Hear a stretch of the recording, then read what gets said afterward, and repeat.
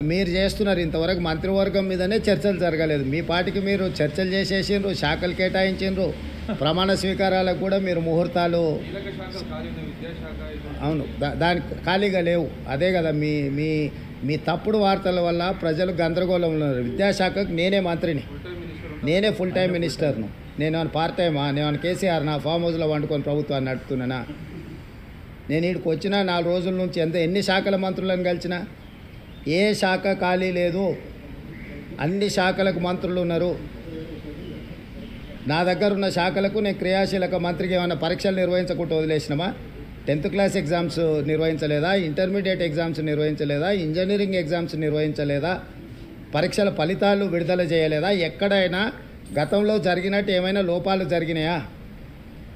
Neat కానీ DSC notification కానీ ఏ పరీక్షలు ఆంధ్రప్రదేశ్లో ఇప్పటివరకు ఎంసెట్ రిజల్టులు కూడా ఇవ్వలే. మేము ఆల్రెడీ ఫలితాలు ప్రకటించేసి భవిష్యత్ కార్యాచరణ కూడా స్పష్టంగా చెప్పినాము. ఇప్పటి వరకు మీ ద్వారా సూటిగా నేను సవాల్ విసురుతున్నా. గతంలో విద్యాశాఖ మంత్రులు చేసిన పనులు, ఈ సంవత్సరం మా విద్యాశాఖ తీసుకున్న నిర్ణయాలను పోల్చి చూడండి. క్యాలెండర్ డేట్ ప్రకారం ప్రతి అంశాన్ని చాలా స్పష్టంగా నిర్దిష్టమైన ప్రణాళికతో ముందుకెళ్తున్నాము. కొంత పొలిటికల్ పార్టీ ఓన్డ్ మీడియా అంటే రాజకీయ పార్టీలు నిర్వహించే టీవీలు కానీ పేపర్లు కానీ ఆ రాజకీయ పార్టీల యొక్క ప్రయోజనాలను కాపాడడానికి శాఖలకు మంత్రులు లేరు. కేసీఆర్ 2018 గెలిచిన తర్వాత ఆయన ఒక్కడే ముఖ్యమంత్రిగా పదవి చేపట్టి కొన్ని నెలలు మంత్రులే లేరు.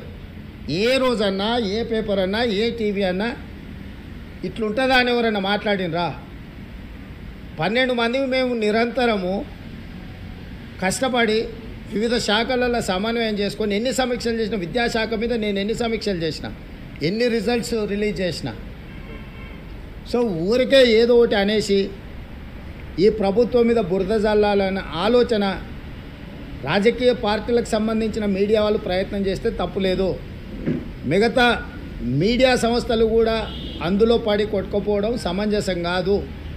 ఏ ఒక్క శాఖ ఖాళీగా లేదు.